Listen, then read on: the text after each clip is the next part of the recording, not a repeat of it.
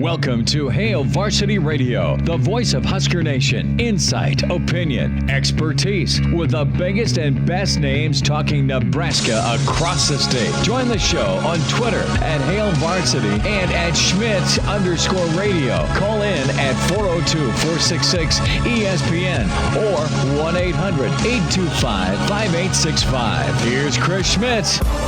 Welcome to it. Hope your weekend was fantastic. Back and running on a Monday. It's Hail Varsity Radio, presented by the Nebraska Lottery. Chris Schmidt, Elijah Herbel, and we are loaded up. We will have, dare I say it, a Sirles sighting coming up here at 425. Our favorite Viking and Buffalo Bill, Jeremiah Sirles, will be with us at 425. Tee off for Treasures fundraiser and Tyson's Treasure Chest golf tournament, the 8th annual golf outing at Woodland Hills coming up Saturday. We are there live 7 to 9 Saturday morning from Tee Off for Treasures. Excited about that. And we'll talk some ball, but we'll also talk fighting pediatric cancer with Jeremiah Sirles here at 425, hour 2. Charlie McBride, Mr. Blackshirt, will join us. Coach McBride, another Monday with Charlie. We have some thoughts on the AD search. There's been plenty written, plenty said.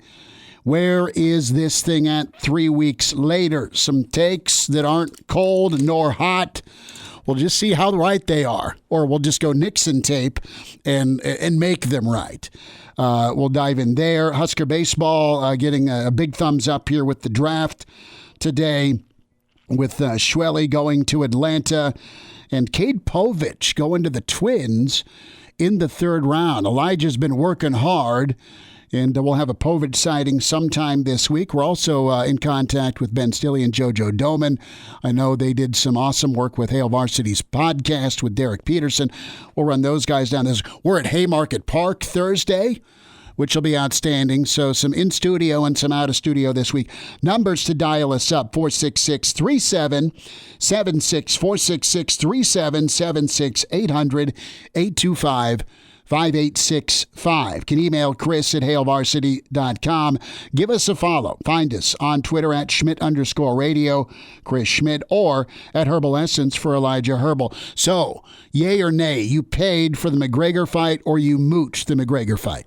I had friends come together and we split the charge of it, but... So you've been Venmo'd, you've been made whole. Yes, yeah. It came out to only like $5 for me. It was all right. The problem was I provided food, which... So you took a bath there. Oh, what about booze?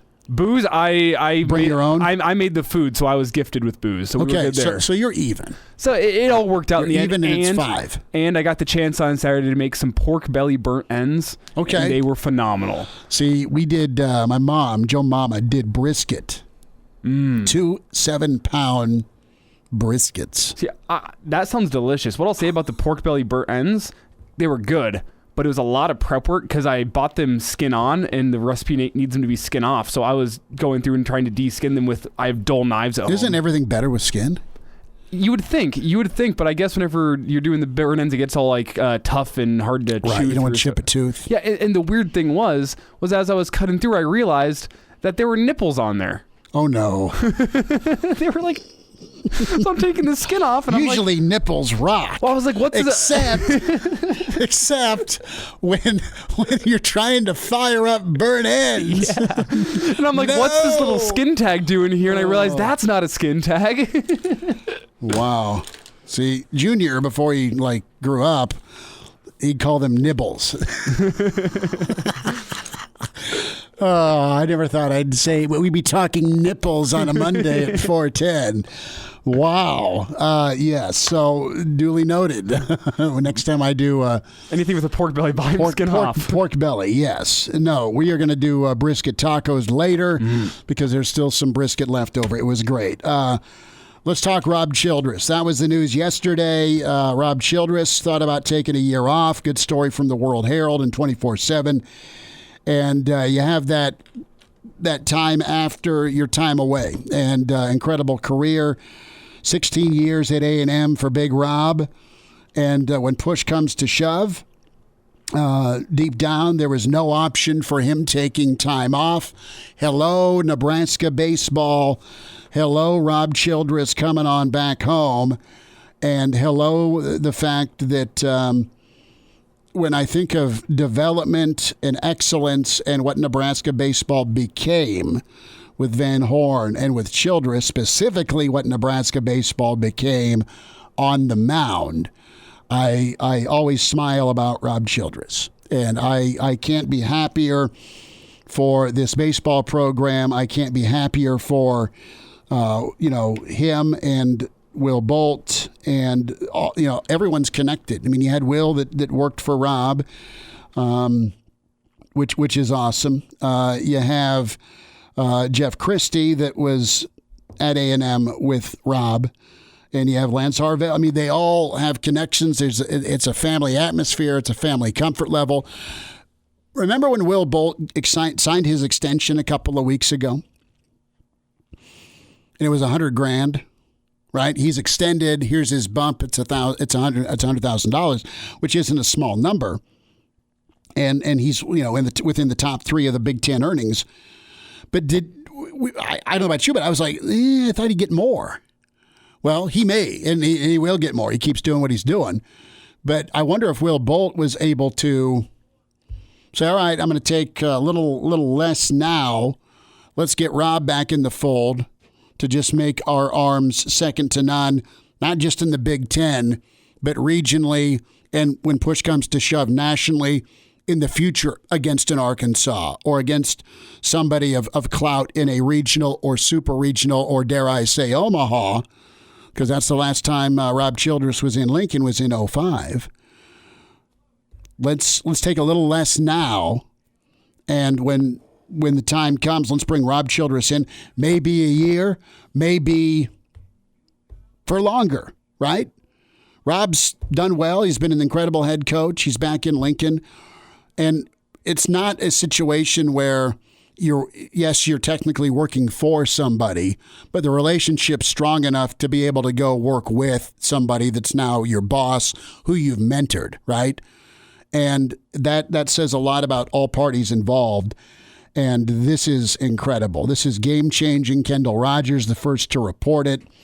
And Kendall Rogers is your national baseball guy who is wowed by it. Great. We're still wowed by it because I don't know about you, Elijah, but I remember that 2005 team very well. I remember the arms. I remember how good Jabba was, and I remember how good Jabba was when he was working with Rob, and those two together turned a guy that's got grit and determination into that first-round talent with a really nice major league career. You look at Rob Childress and how all over in-state and regionally he has been, on top of the natural connection in Texas to being able to get arms and talent. So this is a program that's great, that is working to have sustained greatness. We can say they were a great baseball team last year with their games over 500, with what they did and with how they pushed Arkansas. But they went game changer on us yesterday with the addition of Rob Childress. And the story I have about Rob Childress is from a guy who went to high school with me. His name's Nolan Hoffman. Okay, and he ended up going to a community college after high school. He had no Power 5 offers or anything like that. So he went off to community college and did all right. And he got a chance down at Texas A&M. Because, Texas A&M is kind of Husker land south. I guess now Nebraska is kind of Aggie land north. But Rob kept his antenna and radar up in Lincoln. Yeah, so he was off at Hutch Community College, goes down to Texas A&M, and from what the coaches said, he was the worst pitcher they had in the staff there at Texas A&M. During fall ball, he was terrible. So through the winter, what they did was they changed him. They're like, I think you can do a sidearm delivery. This is kind of the pitching genius that he has. This is the development part. Yeah, they changed him to a sidearm delivery in the wintertime, came out in the spring, and nobody could hit him. That's awesome. So they put him at the closing spot. He allowed something crazy like only 3 runs all year. And after not having a Power 5 offer out of high school, goes through community college and got a chance at Texas A&M. Didn't get drafted out of JUCO either. Goes to Texas A&M after 1 year, became a second-round draft pick, and is off playing professional baseball now. That's so cool. That's just that tweak. Yeah, that's just the little I don't want to say genius, but kind of the genius, the development he has of pitchers. Can you project? Is incredible. Is he saw how this guy was built, how his delivery looked, and said, "I think you're going to be better as a sidearm pitcher." And 3 months after changing his delivery, the kid was already almost unhittable among the Texas A&M lineup. Damn it, if we're talking second-round money, I'm going to get Junior in front of him. You don't know this kid. He's your paper boy. What do you think of his motion? You think he can do a sidearm delivery? Yeah, what do you think of his overhand with the paper? What do you think of his sidearm delivery? But no, that's a really cool story. That absolutely emphasizes what we're talking about here. And it's pretty big time. To the here and now with Povich and Schwelle. Listen, with Schwelle going to Atlanta, second round, pick number 59, you've had different camps on Schwellenbach. And the camps have either been guys going to be incredible as back-end relief or mid-relief. Maybe you look at him as a starter. We'll see where he's defined on the hill. Or, hey, we think his bat can come along, and we think he can play at a high level on the infield. I mean, those are your camps. I mean, he's a great defensive shortstop. Yes, either we like his arm better, and we think there's more investment and potential there, or we're going to use him as a position guy, and we think his bat can come along.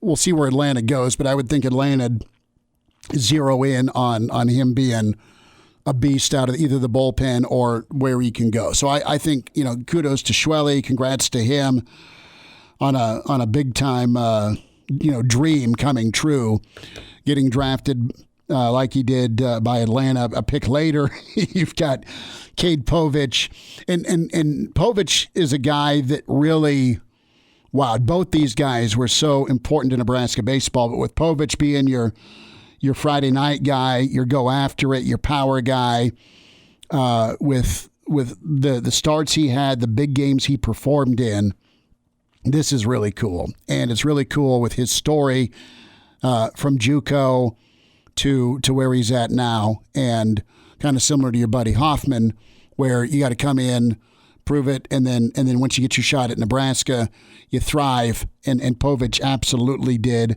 Twins, good for Minnesota. And I love the fact that he's going to be not far away to be able to see someday, we hope, with him getting to the show. And for him to go as soon as he did, that's incredible. He was thinking late third or early fourth round, and to go as soon as he did in the third, that's awesome. And now, it sucks that Nebraska's not going to have Povich back, but bigger and better, good for him. I mean, we don't know he's not going to be back, but let's be honest, he's not going to be back. No, if you go third, if you go third round, you take that money. You take that money. Well, what was shocking to me was he went ahead of Kevin Kopps. Yeah, Kevin Kopps is a pick later, but still. Kevin Kopps is incredible. He's pitcher of the year. And Cade Povich, I know the majors love the lefties. Mm-hmm. They love the velocity he had. I mean, they probably just flipped on the tape of the Michigan game and saw the immaculate ending and said, all right, we're drafting that kid. But, I mean, Kevin Kopps was ridiculous. He's a money middle relief guy for Arkansas. He also came in and closed games for him. I mean, his sinker / two-seamer that he has is just ridiculous. And the fact that Cade Povich went ahead of him, I think, is awesome for Cade, and I think it speaks a lot to what his development in the majors could be from that lefty arm slot. Well, for him to go to the Padres, right, that's nice. I saw a story earlier today on, what's the not damage, what's the baggage? And those are wrong terms, but that's what's coming. Why is a guy like Kopps falling? I mean, doesn't he scream first round to you? Doesn't he scream top 10 to you? And no is the answer. I don't get it unless they're looking at, you're running him out here for another 200 pitch performance. I don't know that he's had beyond arm trouble, but It's just, isn't it just kind of baffling? Why is he going pick 99? Well, I see him going out there doing these 200-pitch performances, and I'm not a major league scout by any means, but I look at that and go, yeah, that dude can come right in and be a closing pitcher. He can go throw 20 pitches every single night, and he's got one of those elastic arms that just keeps on bouncing back. That's what I see there, and I'm no major league scout. Don't take my word here. Don't say, oh, Elijah Herbel says he can be a closer, so he's going to be a closer. I have no idea what I'm talking about. But that's just what I see. I mean, I've watched a lot of baseball through my years, and I see a guy that can just bounce back like that on short rest and come back in and still be a money pitcher, and it just screams closer to me. So I don't get it either, and his movement's just ridiculous, off the charts, what he can do to make guys swing and miss. I mean, he's got a three-headed cutter. He drinks beet juice, and he likes to play catch with his golden doodle. So maybe from your personality doesn't have to be Don Draper, all right? It can be a little bit free-spirited. And you know what? San Diego's smiling right now with Cops. I mean, he was incredible. But that's not huge on we don't always talk Major League Baseball draft, but it's been a while since you've had so many Huskers or Nebraska ties, all really kind of kicked off by the Rob Childress news yesterday. Tip of the cap to Povich and Schwellenbach, of course, going second round, 59th overall. We have plenty to get into when it comes to some Nebraska football projections, and, of course, Tyson's treasurechest.org. Tee off for Treasures, so Sirles going to join us here for much of the next hour. We'll dive into some football. Some AD thoughts here. We're going on 3 weeks. Will an announcement come soon? Who's been vetted? Who's been interviewed? Who should be interviewed if they haven't been? And who's not in the picture anymore? Who may be moving from Omaha down to Lincoln? We'll talk about it shortly. Great to be with you on a Monday. Elijah Herbel in, Chris Schmidt. It's Hail Varsity Radio. We're presented by the Nebraska Lottery. Give us a find on Twitter at Schmidt_radio, at Herbal Essence. Without further ado, Jeremiah Sirles next on Hail Varsity. He's in his 30s, but sounds like he was born with a stogie in one hand and a brew in the other. Now, say my name. It's Schmitty on Hail Varsity Radio. I got the body of a taut, preteen Swedish boy. Back into it. It's Hail Varsity Radio, presented by the Nebraska Lottery. I always love talking with one of my favorite Husker offensive linemen. Jeremiah Sirles is with us, longtime NFLer. Sirles, what is up, man? How's life treating you? You know, life is good, Schmitty. I've been traveling all over the place this summer, recruiting for my agency that I've been building for the NFL stuff, and get to take a test here at the beginning of August. I've been studying away for that. I got the 2 little ones at home. My son turns 2 on the 20th of this month, and then my daughter's going to be 4 months old on the 17th. So things are just cruising right along here. We got 3 dogs now, so we stay busy over here in the Sirles household. 3 dogs, 2 little ones, an agency, football coverage. Man, it sounds like you are keeping busy. We're so happy that things are rocking for you. We'll get into some football. We'll get into some agency discussion. But, Jeremiah, you know what? I've known you a long time, and the 8th annual Tee-Off for Treasures gets going at Woodland Hills Saturday, 8 o'clock shotgun start. Hail Varsity Radio Roadshow Saturday. We'll be out at Woodland Hills for Tee-Off for Treasures with the weekend edition. And, man, this thing's continued to grow. There's continued to be research dollars donated. There's also continued to be lost golf balls. But, man, it's been so awesome. And reset, folks, Tyson's story and your connection. Yeah, so 2011, Tyson and his mom, Liz, and his dad, Austin, were able to come, and he had brain cancer. And one of his final wishes, or make-a-wish at that point, was he wanted to tour the Husker facility and meet some Husker players. So there was a big group of us. I mean, myself, Rex, Amir, Ben Cotton, Will Compton, Taylor Martinez, Jordan Western. I mean, there was just a Kenny Bell, a huge group of guys that came out through the life skills department for that. And I actually got to lift him up so he could touch the horseshoe on his way out of the locker room and out of his wheelchair. He got to stand and play some catch with Taylor Martinez, which was amazing. And I just had an instant connection with Liz and Austin. And I was able to stay in contact with them. And when they called me and told me that Tyson had actually passed away, it hit me really, really hard, to the point where I told our life skills department, like, hey, I don't think I can do any more of those kid visits because this is just really, really hard on me. and we stayed in touch throughout the rest of my college career. And then as I got into the NFL, we also stayed in touch. They then asked if my wife and I wanted to be on the board of directors for the foundation of Tyson's Treasures, and we said yes. And so we've now been on the board for 3 or 4 years now, I believe it is. I think we're up for reterm here soon.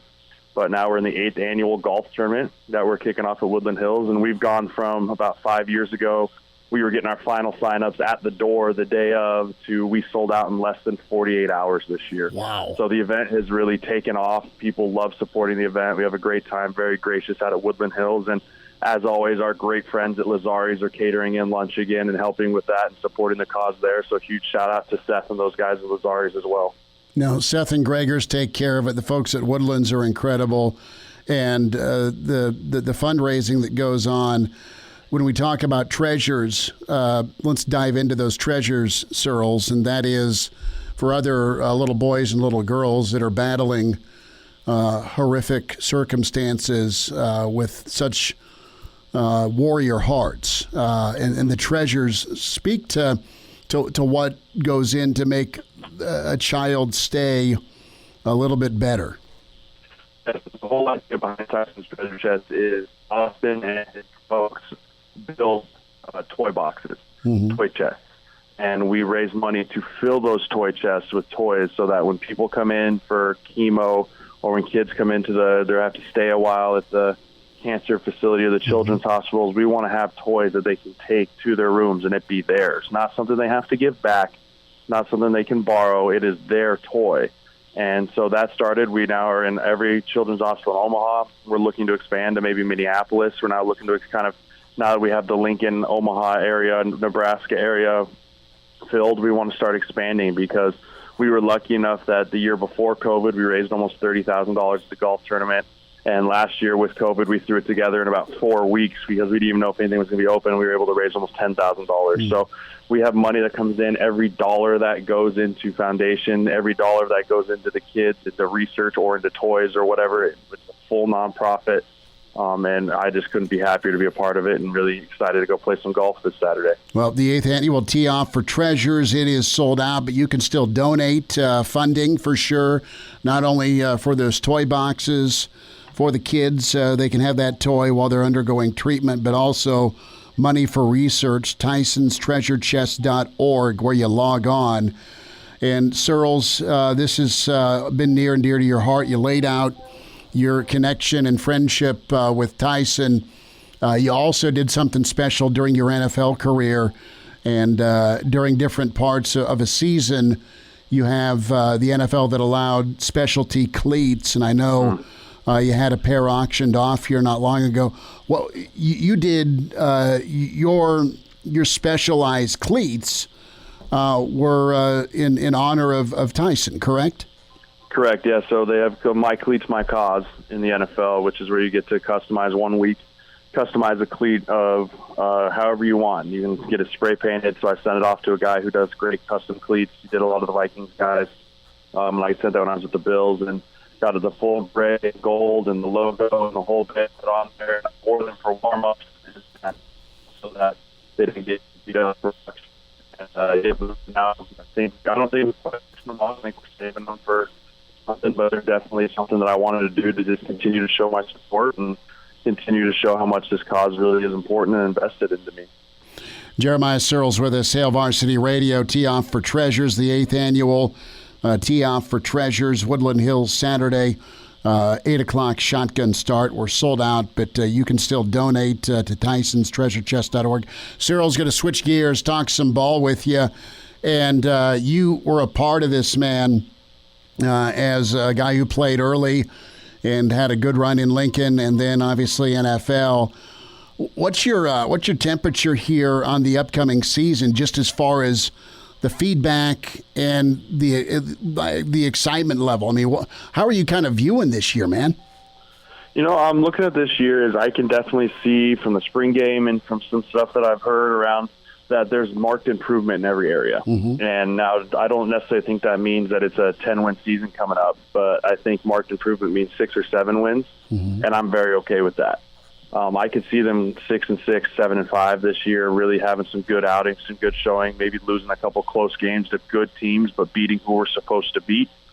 And I can just see that because I think that the leadership that's back on defense with JoJo and Ben Stilley and Cam Taylor-Britt and those guys is enormous. And then you got some actual really solid wide receivers and weapons for Adrian and Samari Toure and Omar Manning and Travis Vokalek and Austin Allen and Oliver Martin. Like, the fact that I can name 5 or 6 guys that are legit receiving threats is pretty neat. And so I'm excited for that. And the one question mark that I'm looking at this, Schmidt, is really one on each side of the ball.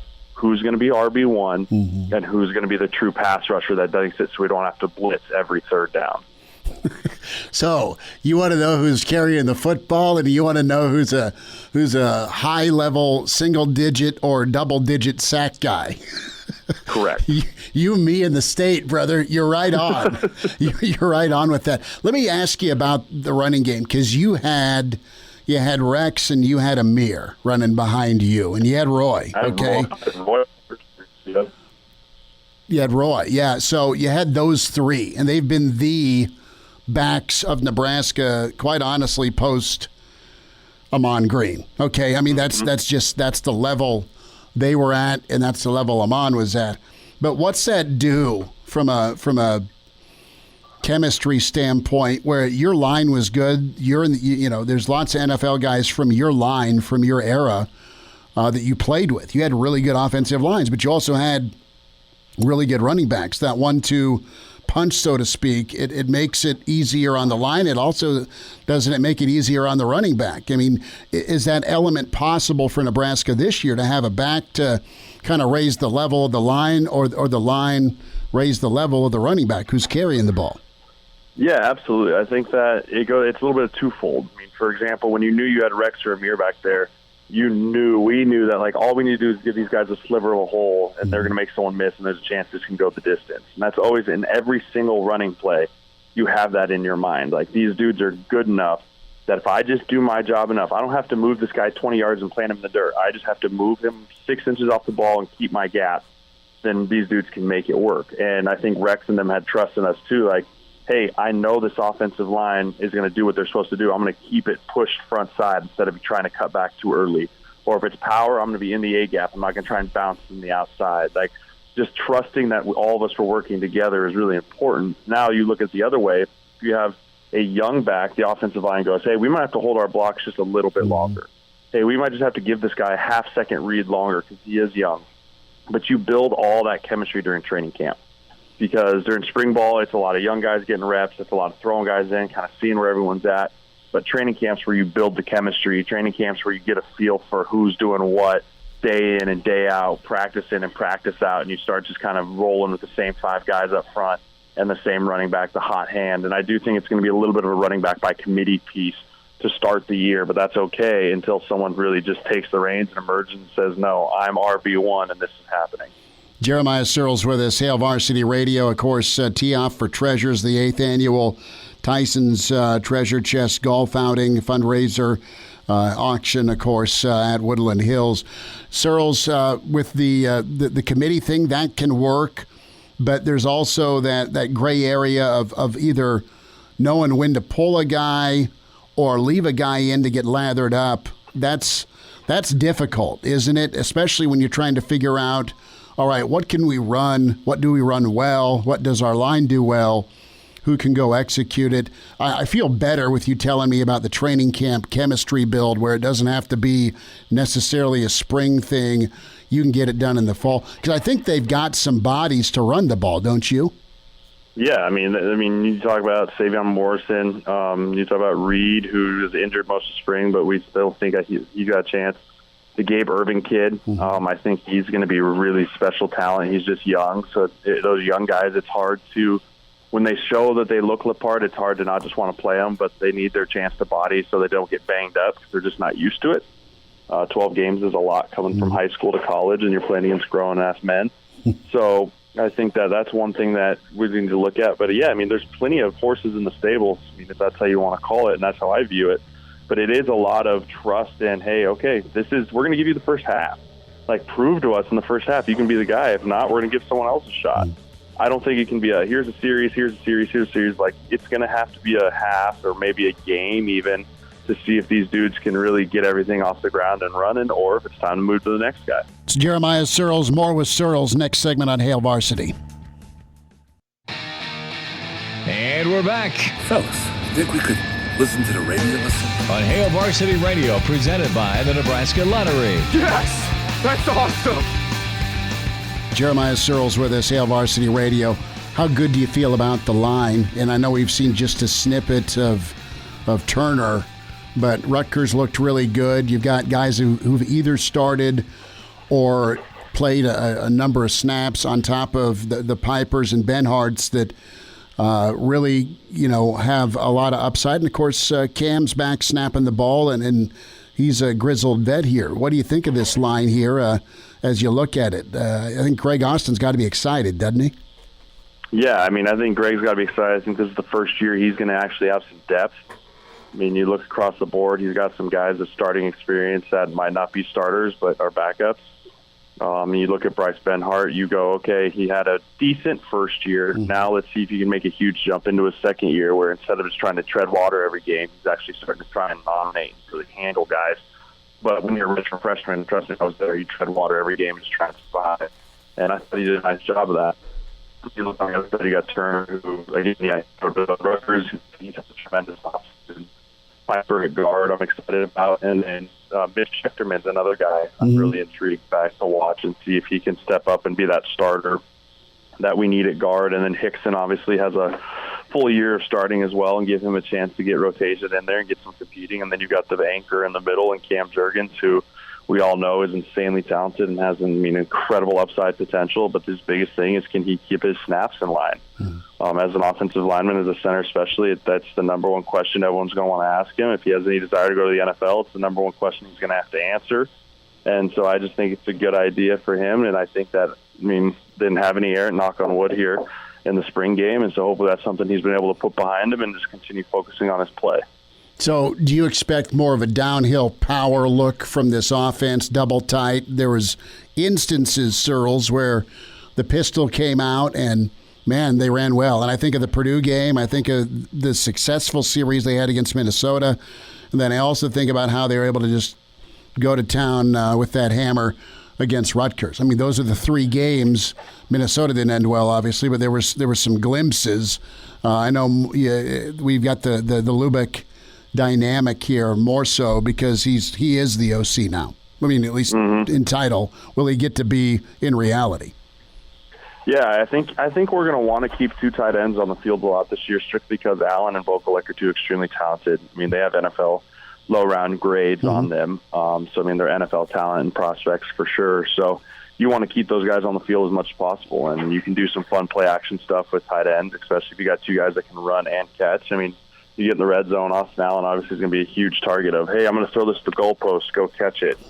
And he's going to be able to hopefully go up there and get it, and they can block well too. So I do think I see a little more downhill, but at the same time, we're absolutely going to still see some of that RPO piece to it with getting Omar Manning the ball out there. He can be like the Stanley Morgan, right? You make one guy fall off a tackle and you get 15 yards before the safety can get over there. So I think that's another element that's going to come back. And notice I said screen pass and not swing pass because I think that's important.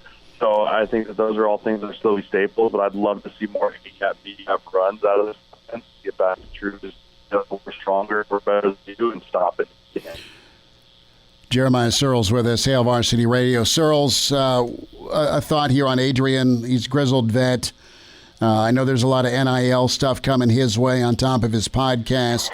I think he's got good enough head and shoulders to handle all of that, but pretty intriguing year for him. I think he can do some big things. I love his look from the spring and beyond. He's got to be helped out by the offense. He's also got to help out the team with the turnovers. But can this year be the exclamation point for him? I sure hope so. I think it absolutely can be. I think a lot of it needs to get off to a fast start. I think he needs to have a couple really good games at the beginning of the year to really boost his confidence and get back to his swagger and no bad interceptions, sack fumbles, like those type of things that just drag a guy's confidence down. I think he needs to be able to beat those and really get forward with. hey, some good passing touchdowns, some good runs, and just getting a rhythm and the operation of the offense going will do a lot for him throughout the entire year. I mean, I tell people all the time, because we're going to know from the word go against Illinois what we're going to get this year from Adrian Martinez and really from this entire offense and defense and really Husker football team. Because there's no warm-up game. It's a Big Ten game of a team that came and embarrassed you last year in Lincoln. It's time to kind of see what you're all about. And if Adrian comes out and plays like he did 2 years ago against Illinois, great. He's going to be having a great year. So I'm excited for him because he's been through a lot. I'm excited for his NIL stuff, very much deserved on his part. I do think he is smart enough he can handle both, and he understands if I'm not the starting quarterback, I don't get NIL, so I need to play well to get NIL, and it's a very simple equation. Jeremiah Sirles with us at Sirles71_HSKR on Twitter. Tee off for Treasures Saturday. Eagle is where the Woodland Hills Golf Course is located. Your chance to donate, auction, Tyson'sTreasureChest.org. Last thought, Sirles, couple minutes here, brother. You mentioned you're building an agency. Tell me more about that, and congrats on it. Yeah, so I'm actually, for my career path, I'm becoming an NFL agent to help represent guys coming out of college into the NFL. I get to take my exam from the NFLPA on August 5th of this year. We were supposed to take it last year, but COVID ruined everything. Surprise, surprise. And so I'm taking it this year, and I'm going to be recruiting and looking for guys to get a chance to help try and represent the right way, to give them a chance at the NFL, really give them an opportunity, and hopefully give them more opportunities, because there's things that I learned early in my career that I wish I could have learned early or learned later in my career that I wish I could have learned earlier. So I'm really excited about it. Zach Zenner, he played a running back in South Dakota State, played for the Lions for 5 years, is also joining our agency. So there's three of us. Chris Giddings is the main agent, 23 years in the business, who was my agent, and Zach. So we'll launch our new partnership and stuff once we get certified here and just get rocking and rolling. There we go. Sirles on the outlook here for NFL talent. And guys, I know that you have a good set of eyes to judge the talent, but the sound advice, specifically with the work you put in to be as effective as you were in the NFL for as many years as you did. So incredible perspective to offer out there. Sirles, this is awesome, man. I will make sure I bring lots of golf balls on Saturday and excited to be a part of Tee Off for Treasures again. Brother, thanks for the time today. Absolutely. Don't forget the Busch Lights. You got to chip in on those. They'll be cold, Sirles, the cold Busch Latte. So I heard this. Someone was talking to me about Busch Light Apple. We're having this conversation. The great Schaefer wedding occurred Saturday.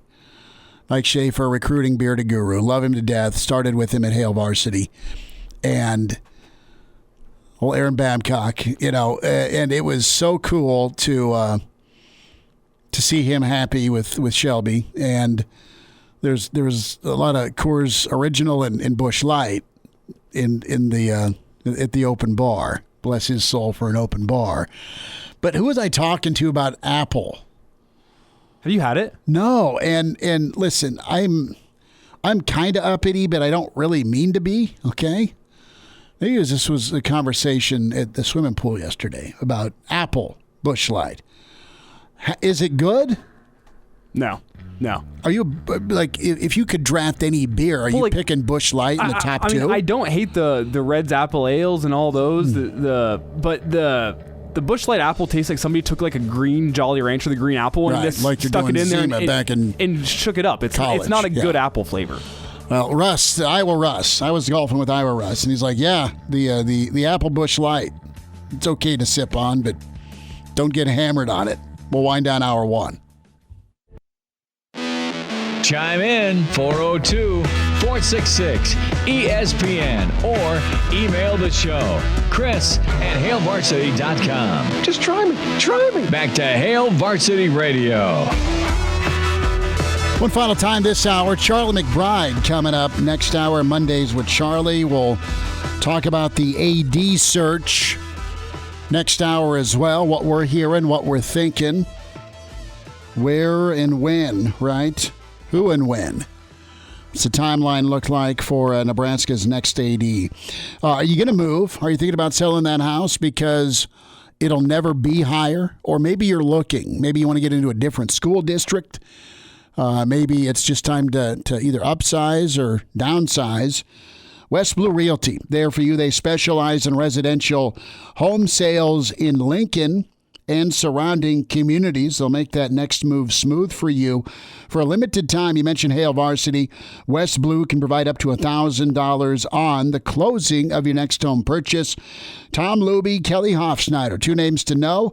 Give Tom a phone call right now at 402-540-3768, or give Kelly a shout, 402-202-2312. It pays to work with West Blue, westbluerealty.com. They're at 1120 K Street, Suite 200 in Lincoln. If you're in town or you're headed this way for some Husker good times, be sure to check out West Blue Realty. Tom Luby, Kelly Hofschneider, they'll get it done for you. So Athlon is out with their bowl projections. And what do they say? Well, it's December 28th. It's not quite, Holiday Bowl, December 28th. Sorry about that. That's Florida State and Washington. It's not the Fenway Bowl between Boston and Memphis, and it's not the Pinstripe Bowl with Virginia and Maryland, or the Cheez-It Bowl with Notre Dame and Texas, or even the Alamo Bowl between ASU, assuming they can play, and Okie State. No, Nebraska projected to be in the Guarantee Rate Bowl, December 28th. That is Nebraska. That is Kansas State. But hey, it's a bowl game, right? Nebraska makes a bowl game in 2021. That means 6 wins. Smile. Have some joy in your voice, Elijah. I mean, it's not the Detroit bring your bulletproof vest bowl game. All right? It's not, let's go to let's go to Tijuana, or what's the other border town by El Paso? Is that Tijuana? That's not Tijuana. No, Tijuana and San Diego. Juarez. Juarez. Yeah. El Paso and Juarez. There were lots of stories about the 1980 extravaganza to the Sun Bowl with Nebraska football. Well, at least it's not. I mean, it's the Duke Mayo Bowl is one that I always just go like, that just sounds like such a terrible bowl. Give me the Citrus / Buffalo Wild Wings Bowl in Orlando. Oh yeah. Let's go to Orlando. And let me actually get like the ability to do what they did in the old B-Dubs commercials, where you'd like be able to flip the switch and make the game more exciting. Or let's be straight. You don't want a tense, tight bowl game. Okay. Well, if Nebraska's winning, then no. Well, right. That's what I mean. K-State would be good. Little old school flavor. Maybe T.O. and Grandpa Bill can do the coin toss. But there you have it. It's going to happen. Athlon says the Guarantee Rate Bowl. Coach McBride's next at Hail Varsity. Welcome to Hail Varsity Radio, the voice of Husker Nation. Insight, opinion, expertise, with the biggest and best names talking Nebraska across the state. Join the show on Twitter at Hail Varsity and at Schmidt_radio. Call in at 402-466-ESPN or 1-800-825-5865. Here's Chris Schmidt. Welcome to an hour 2. It's Hail Varsity Radio, presented by the Nebraska Lottery. Chris Schmidt, Elijah Herbel. Excited to spend a few minutes here. It is a Monday with Charlie. Mr. Blackshirt, Charlie McBride, joins us. Coach, how was the weekend? How's the weather up your way? Oh, it stinks. Oh, no. Hot or rainy or both? Well, it's been overcast and on and off rain and windy, and just been kind of cruddy. Thanks for editing. Not a lot of people out. Not a lot of people doing a whole lot on the lake. I'm gonna rub it in for 2 seconds. It was 81 and perfect yesterday, like zero humidity. Perfect day on the golf course. Only lost 2 golf balls, if you believe me. And, cheating. Well, we're not going to talk about the favorable lie part of the equation. But the golf gods got even with me on the green putting, so. Sure. That's what happens. You play and you think you're doing good, and it's just a matter of time before it catches up with you. Yeah, I'd be better off with a blindfold and a cigarette with my putter in hand, but there it is. So I got to ask you here, we still don't have an athletic director named. I think there's probably been interviews going on. The search firm's been doing their thing, and you've got a lot of names out there. And I know we've talked. Yeah, we got a lot of names out there. I know we've talked to you about Ed Stewart before, and a guy that's just up the road that's name always comes up is Trev Alberts, and I'd love to get your take on Trev. And I know he's a guy that played well for you, especially in the midst of that transition to the 4-3. Give me your thoughts on Trev here, just as the person and the player. Well, I don't have to tell you what kind of a football player he was. I mean, he was as good as we ever had. I mean, as far as that goes. But as far as, as a person goes, and a guy that's smart, and he gets along well with people, and he took when he went there, it was a little tough going for him, and he weathered the storm and with dropping football and going in and attacking hockey like he did. And, I think that all worked out for him. I think, hockey's a big thing up there, and he's done great with it. And I think he's run a good program. I know that there's some, I know David Noonan and some of those people that were weight coaches up there, said good things about him always. And he's a guy that was a people person. He's, he's in touch with everybody, and he's done a great job as far as promoting the athletics in the Omaha area. And so he's just the kind of, he did a lot of TV stuff, before with ESPN. He's got a good background as far as, communication. And I think, when you're an athletic director, that is huge. So, he's got so many things. He's got a wife who's an attorney, so you better, he probably gets a lot of good advice. That's funny. But he's always been a guy that's been very, one thing about him, he's a very thoughtful person. When I remember when I retired, he gave me something that was probably something that I'll cherish forever. It's just a little plaque and things like that, but it's right in the forefront, and he's just that kind of a person. He's grateful, and he's thankful for people that have done things for him. I at least helped him on his way. I don't know how much I did for him, but sure. Really encouraged him and things like that.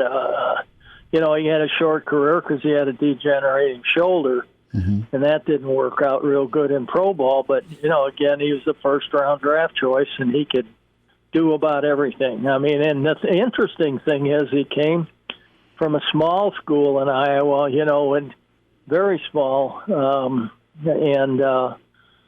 I remember John Melton coming in somebody said, "Can I see some film?" He said, "You don't need to see any film. He can play." So that was his answer to that one, and he could. So, and John was a great at picking out players and able to tell whether players could play or not. And a lot of times, we'd go out and we'd make a mistake, and and of course John would always give it to us if we made a real bad one, at times. But that wasn't the case, all the time. But he he was very adamant about his playing ability out of high school, and when he came, his character is, above reproach. I mean, he's a very, very thoughtful person, and that's what I think is important. I really think that that those things are the important things that you have to be able to do. You have to be able to communicate on both sides of the fence with the faculty, with the fans, with the players in all sports. And you have to show your interest, and he grades A+ in that stuff. Charlie McBride's with us, Mondays with Charlie, Hail Varsity Radio. Did you ever talk with Trev about the decision? Did it ever come up? And I don't know how often you guys talk, but if he's the guy they go with, and I liken this to a family reunion when it comes to all the different factions that have their guy they want in that chair. No one's agreeing. Yeah. Okay. And that's just kind of my outside read, right? Family reunions can be either great or terrible, but they're one of the two. And with Trev, I mean, did that ever come up with you guys about, because people are still fairly or unfairly ticked at him about football? And that's just some vocal minority, perhaps, right? But you've got the football decision and then the wrestling decision, and that's years ago. And he's been doing the job for a decade, and he's been able to make money at that place with Division I basketball and hockey. So it really wasn't even his call. I mean, it was UNO who said, "Look, we need to figure things out financially with the athletic department." So has that come up with you guys at all? Well, the only thing I know is I see it from the outside, and the fact that one of the things you always know about it is the financial end of it and what you can afford and can't afford. Mm-hmm. I mean, you can say we're going to do this program and not have the money for it, and the program's not going to be very good. I mean, and so you have to really pick and choose, and and your environment around you is what's going to make those decisions, because. And financially, it's it's one of those things, and I think that they've gone through some changes. Like up here, I'm close to Western Michigan, and they've made a lot of changes, but they've all been the right ones. Mm-hmm. And it's so much that is what we can afford to do, and you don't want to slight the coaches' salaries, and you don't, you have so many things to think about. How much is equipment going to cost us every year and things like that. So it's not just, a lot of times if you drop a sport or pick up a sport or whatever, mm-hmm. There's a good reason for it in all cases. So, mm-hmm. If you don't pay attention to what's around it, and you're adding or subtracting programs, then you're probably not going to have a very good overall program, because you got to look at the overall picture when you're the athletic director. Coach, Charlie McBride's with us, Mondays with Charlie. Charlie, Coach, you look at the politics of the job, and is that daunting to think about, just the different people you got to please? I know. When you have a search committee too, sometimes that can be good or bad. I don't know. I know I took a class so that I could be on a committee, a search committee at some time, but I never was. I had retired before any of that kind of stuff happened, but. I know that Tony Samuel, I talked to him, and it's a stressful thing. I mean, it's not an easy thing to pick somebody, because everybody's got a feeling about a different aspect of a person sometimes, and it can hurt you sometimes. It can hurt that person. Mm-hmm. But I think if you work together as a committee, I think, I don't know, I don't remember exactly an athletic department committee. I think maybe there was one when we had, we were changing, I think, in girls basketball and some of those. There might have been there might have been some small committees within, but I'm not sure. And I just noticed that they have a search committee now, and I don't know what it entails. It may entail 2 people. I don't know, or it may entail 20. Sure. And of course, if you get 20, you got 20 different recommendations, and that turns into, are you really going to get the right person? And but I think when you're talking about Eddie or or any of the guys that are in the past and that I know, I don't know anybody that they've brought up names that wouldn't qualify. Sure. Because they know the lay of the land, and I think in Nebraska that's important. I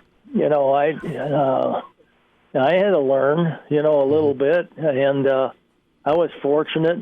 Clete Fisher was a pretty good teacher, and as far as the culture of the school and the culture of the faculty and things like that, it was pretty. I was pretty lucky to have people like that around that grew up here, were here, played here, and did all those things and really knew the whole state, not just Omaha and Lincoln or something like that. They knew the ranching and farming communities and things like that were important. And as it ended up, they went on and had jobs after they played that entailed knowing the community, as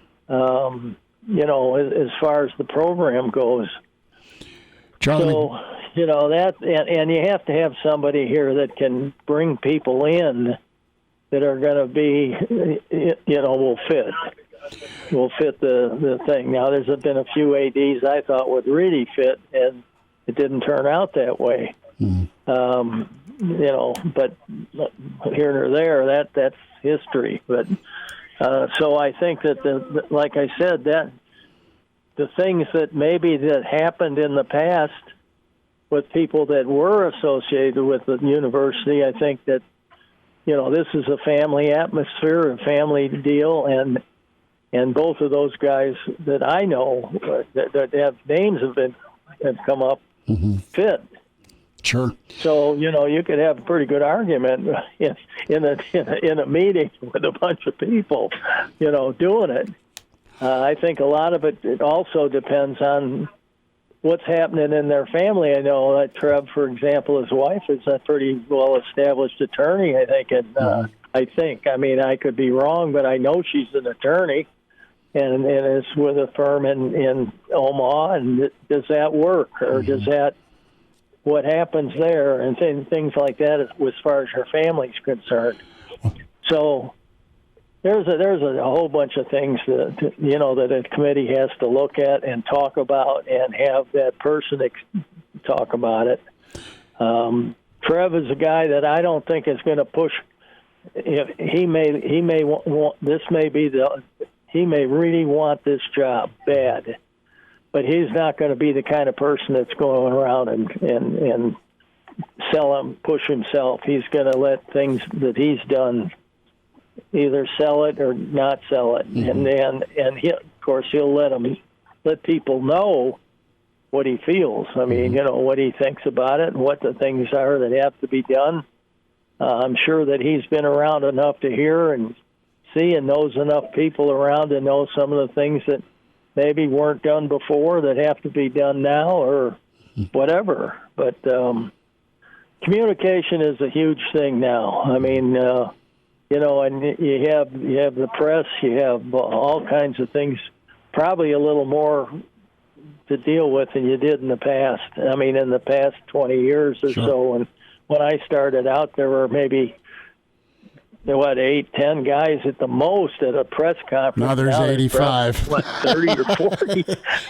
There's a lot of us. You at least know who you're talking to. When in the old days, nowadays you don't know whatever you say could be turned into anything. And so it takes a special person to kind of be able to guide their way through that stuff.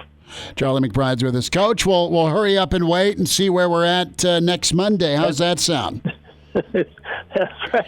That's what I mean. It happens, but I mean, sometimes you wait long enough, you get the best one. Sometimes you jump on something too quick, and it's not as good. So sure. I'm sure that they'll make the right decision. Though this is the kind of place that the guys will really want to work at. Coach, it won't be us selling the program. Right. I mean, it's sold, and so.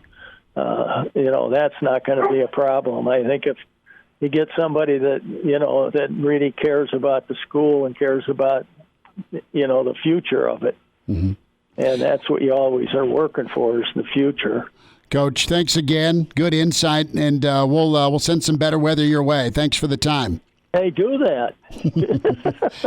Okay. Take care, I'll Coach. talk to you next week. Sounds good. Thanks for having me. Bye now. And we're back Fellas, think we could listen to the radio on Hail Varsity Radio, presented by the Nebraska Lottery. Yes! That's awesome! Back a little tardy, my fault there, but thanks for spending time at Hail Varsity, presented by the Nebraska Lottery. Good stuff from Charlie McBride. His thoughts, a name that is out there for the AD, is now we're into week 3 and beyond, post the Moose. Charlie McBride weighed in on Ed Stewart when Ed's name came up for Lars Anderson a few weeks back. And Mr. Blackshirt also some thoughts on another man he coached, and that's Trev Alberts. And, you have lots of different factions. And I said family reunion, right? Well, there are several different factions. Think about this politically with the AD job, okay? You have your former players, and you had an article in the Journal-Star over the weekend on from the Letterman, and those are guys who are part of the program that care and love Nebraska football because they played for it, they sweated for it, they bled for it. They care a ton about the football program, and they want to know who's interviewed and. Give me some transparency here. Let's go through it. That was from George Chola of the Nebraska Football Lettermen's Association. What's the makeup like for this search committee?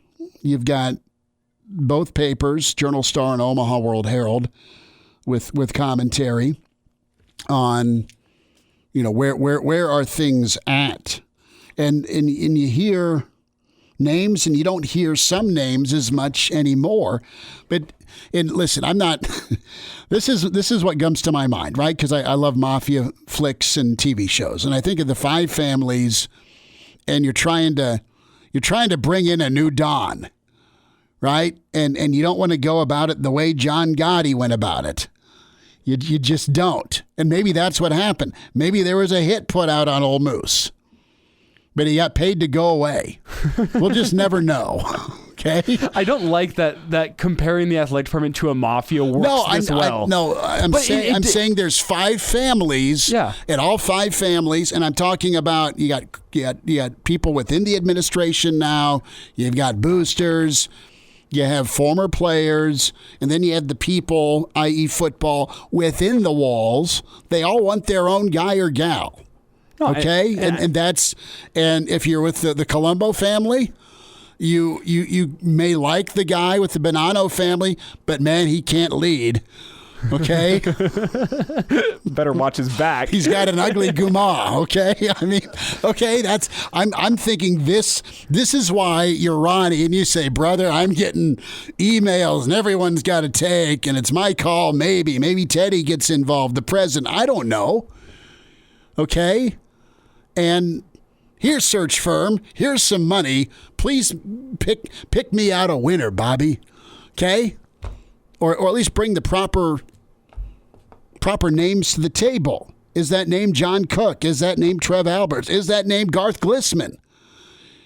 We smiled as loud as we could when we saw Parker put Garth's name in mentions. Is that name Matt Davison? Is that name Ed Stewart? Is that name Garrett Classy? Have I already said Trev Alberts 48 times in the first hour and a half of the show? Right? And is this thing about to get done, or is this thing miles away? The point here... Or is this just another Ed Stewart?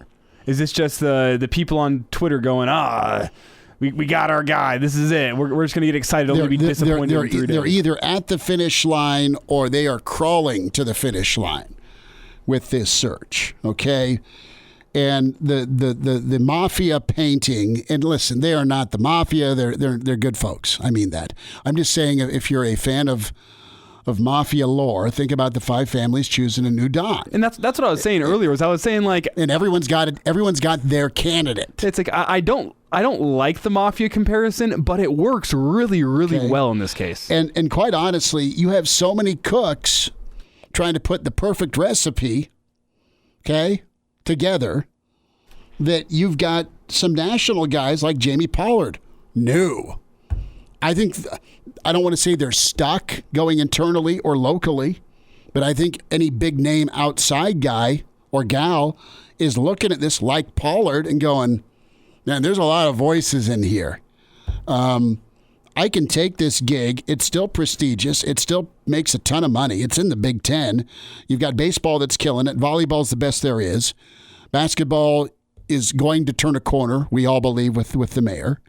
And then there's football. What's football going to be? Oh, by the way, everyone's freaking out about year 4 being make or break. And it could be a really good make, or it could be just another, all right, where's the progress at? And then the elephant being, well, do you have to make a decision on Coach Frost here? And my answer is no, because there's $25 million still left on the bar tab. Okay? As bad as this year could get, no. Because it's a insane discussion to have with that buyout. You got to win. You got to be better, obviously. Yeah, I mean, the $25 million that's still left would equal the buyout of Pelini and Riley together, I believe. Yes. And you had to pay it to get him, and there still could be some greatness there. Again, rebuild.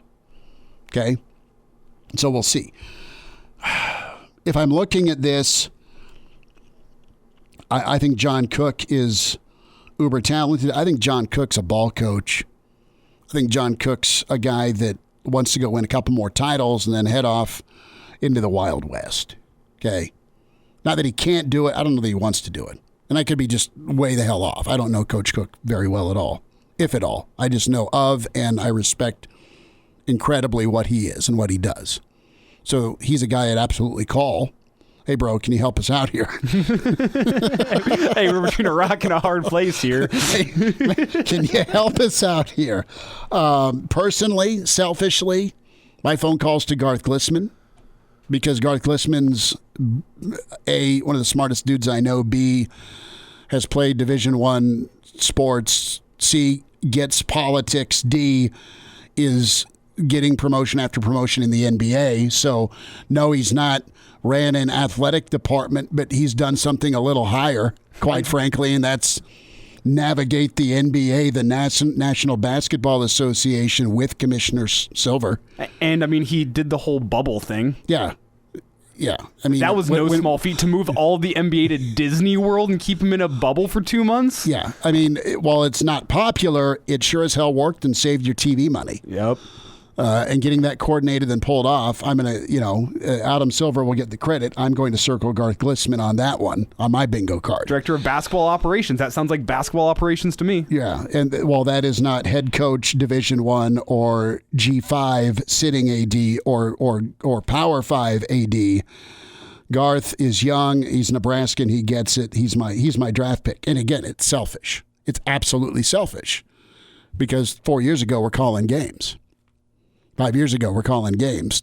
4 years ago, he's taking a team to state tournament semifinals, Parkview Christian, right? So there's Garth. And if Trev's the name that emerges here, Trev has a history. There are many around the state that will never forgive or forget wrestling and football that we talked about with Coach McBride. But that is a hard call. It's head versus heart. The last thing a guy wants to do who grew up playing football and loving football is get rid of football. Not his call, but he had to be the messenger. Wrestling, and I know people out there that love wrestling, and I'm with you. I respect the heck out of it, and to get rid of wrestling, not just get rid of, but the way it went down, not good. But that's not something that I think would be repeated, as in form of communication. I mean, Trev's made hard calls. And the absolute elephant in the room here, if we jump in the DeLorean and go back to the future, is there a hard call that's going to have to be made in 3 to 5 years here with this football team? And the last part of this, what's going well? Basketball, women's basketball, you've got a fighter and a hell of a coach in Coach Williams. Volleyball's knocking on a championship door. Baseball just brought in Big Game Rob along with Will Bolt. Basketball's recruiting the hell out of the world, let alone the top 100 ESPN rivals, whatever. So you've got football. So whoever this AD is has to come in and figure out what is ailing football and help football fix football. That's what this hire's got to be able to do. Everything else is, could be better in some areas, yeah, but it's thriving in certain other sports. What pays the bills is not where it needs to be. So can this next AD help get it there this season, next season, beyond, one way or the other? Well, I mean, when you look, the points you're making in baseball with the addition of Childress is now on paper the best coaching staff in the Big Ten in baseball. Volleyball, I would say Midwest. Yeah, I mean, volleyball with Coach Cook, best coaching staff in volleyball in the Big Ten, arguably the Midwest as well. And you got Hildebrand, that's a killer. And then you got Hoiberg with his credentials. I know we haven't seen it all thrown together yet, but his who is that coach he just brought in? Starts with an L. What's the new recruiting director? Lenzer,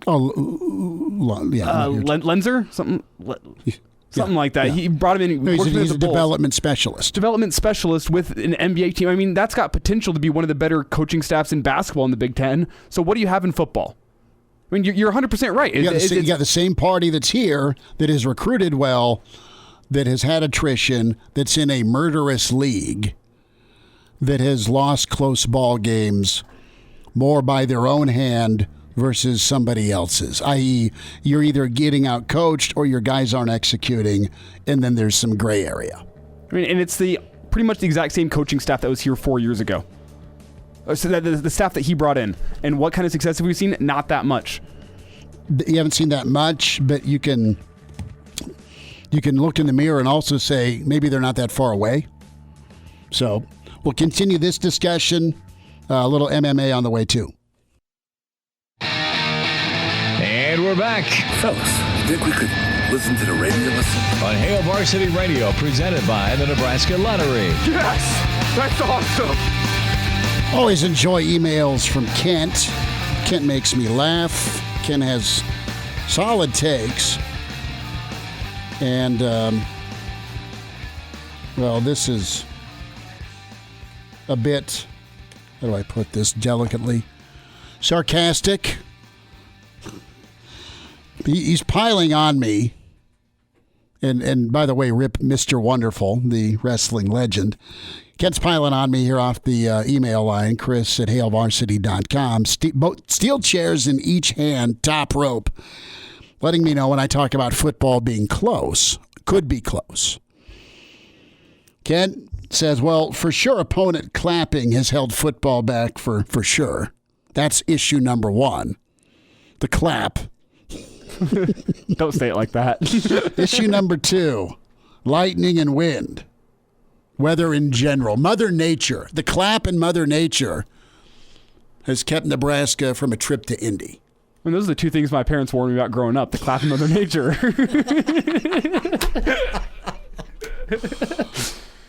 Elijah, sit down. We got to have that talk. The clap in Mother Nature. Oh, man. So Okay, we dove in. I'm not the biggest UFC guy ever, but I couldn't help but not be mesmerized on Twitter with Conor McGregor and how he had a gruesome break, no doubt a jock doc for Wednesday. Oh, that'd be great. We're going to but Conor was in L.A. and had a rod put in, but this was gruesome because it was like the lower leg break. I mean, it almost looked like Alex Smith-esque, right, where your foot's turned over and pointed to the northwest or the northeast. Well, what's crazy is on your leg. This is the second leg break we've had in UFC in the past 3 months. There was an even worse one. If you go back, it was the Uriah Hall fight against Chris Weidman, and Chris Weidman absolutely snapped his leg in that one. So with Poirier, tell me this. I didn't watch it. You're the expert on this. So did Poirier get him on that shin bone region once earlier in the fight and then snap when Conor tried to kick? Or just do this math for me. How did it happen? So there's the armchair doctors sitting at home who have tried to diagnose this, and I've also seen some actual doctors do some mini breakdowns on YouTube. And the way it appears to happen is a few seconds before it actually fully snaps, he goes for this front kick on Poirier, and his shin goes right into Poirier's elbow, which he put down the block. So like lower elbow bone. So on the shin, that would suck. And then what happens is it's not like fully broken because there's the two bones in the shin area. But it's beat to hell. So it to me it looked like you had one of them break, and then as soon as he came back and put that leg back down, and then he tried to throw a punch right after that whenever he put the full weight down into it, it snapped the rest of the way, and it snapped that other leg bone, which if you remember Cole Beasley in the playoffs, yes, he had broken one of the bones in his leg. So it's not like it's one of those things where it's you can't do sports anymore. I mean, it's obviously going to cause a lot of pain, but he was trying to fight through that. But then as soon as he tried to throw a punch and plant his foot into the ground, and the weight of your body and then getting in position to strike is what did it in. So how about Joe Rogan? He earned his paycheck. No, I know. And I saw that tweet on Barstool, and Rogan's there sitting down, arm around Conor. And listen, this is not to pile on a guy with a thick accent. I happen to enjoy thick accents. But brother, I thought I was watching the movie Snatch, all right, with Brad Pitt's performance. And it was... I had to listen back to it and then decipher about Poirier. His wife is in Conor's DMs, and then you hear the boos, and then you hear him like cut away from Conor and Rogan, and he's like, "Well, bleep you!" I mean, it was hilarious. I mean, what a poor sport. And then Poirier's being held back from going and like finish. I mean, legit like finishing him. I mean, did you see the picture someone took in the arena? There's four or five guys holding him back while there's Rogan, there's Conor, and then he's wheeled out eventually. And do you see the picture of Poirier's wife flipping off Conor after he said your wife's in my DMs? No.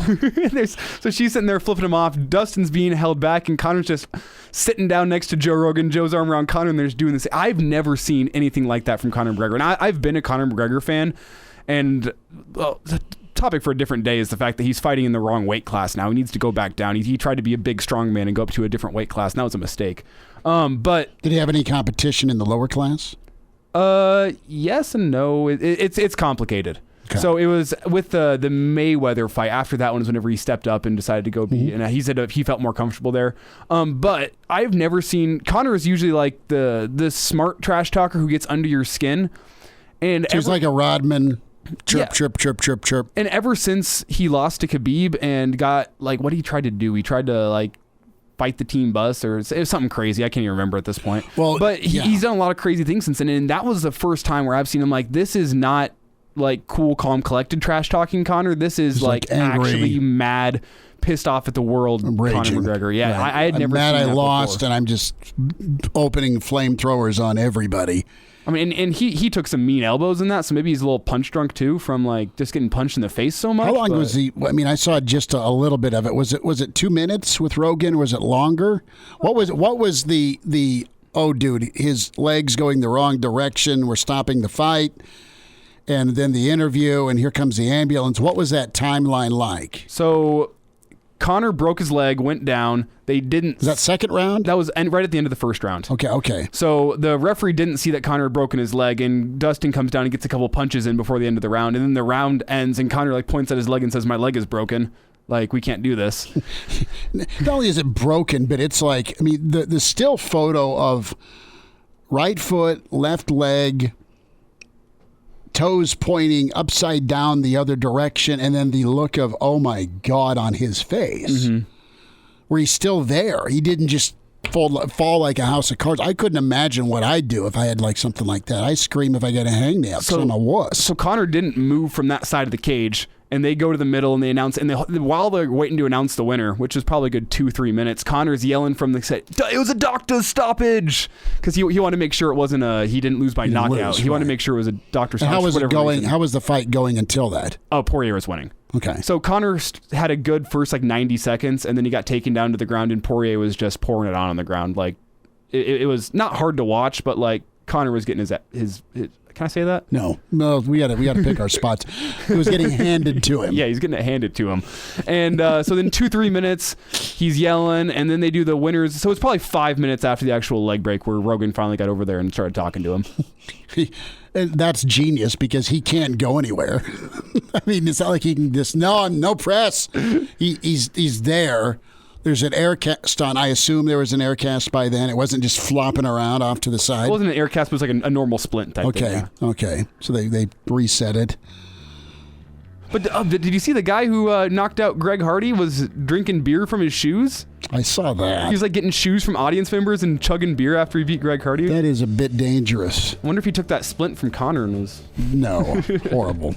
We'll wind down on Monday. Tomorrow on the show, we are loaded up. Mitch Sherman, Jabba Chamberlain going to join us. Talk Rob Childress.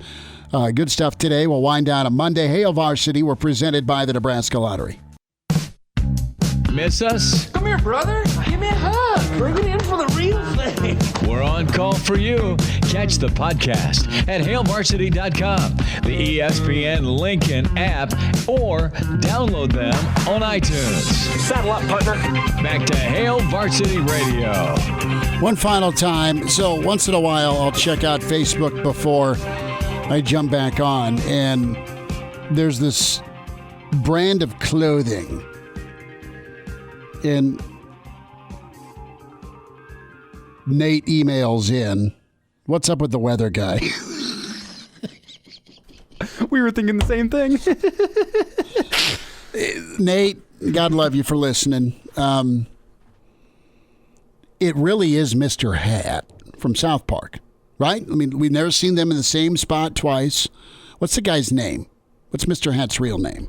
I've looked this up before and I've forgotten. But can we hear Mr. Hat again? This threw me off guard here because I was going to ask you. Herbert Garrison is the man who has the puppet. Yeah.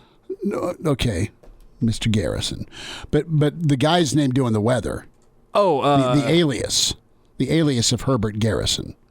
This is. Can we replay him? Yeah, we can. Of course we can. Just a snippet. Just real quick. So my question is, do we all chip in and get Cranack a get well gift? A run the damn ball hat? Ooh. Now the problem is it's either in navy or Carolina blue. And I like Carolina blue, but it's not the red Cranack's accustomed to wearing Saturdays. What would bring out his eyes? That's the real question. Vodka. I got the weather report pulled up. If you want to hear it. I'm weatherology meteorologist Derek Dahlman with your... Okay. Derek, i.e. Mr. Garrison. There you go. I don't know, Nate, is the short answer.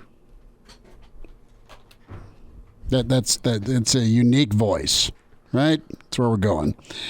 Yes. So tomorrow on the show, Jabba Chamberlain going to be with us. Get his take on Rob Childress. Rob, of course, co-head coach when Jabba was at Nebraska. And Jabba, phenomenal career in Lincoln, and of course with the Yanks. And we'll talk to Jabba about Rob back in Lincoln. You want to check out Jeremiah Sirles, obviously tee off for Treasures, Tyson's Treasure Chest. golf tournament, the 8th annual at Woodland Hills Saturday. It's sold out, but your chance to for sure donate to Tyson's Treasure Chest. Charlie McBride, incredible. The name Trev Alberts getting more steam in the AD race.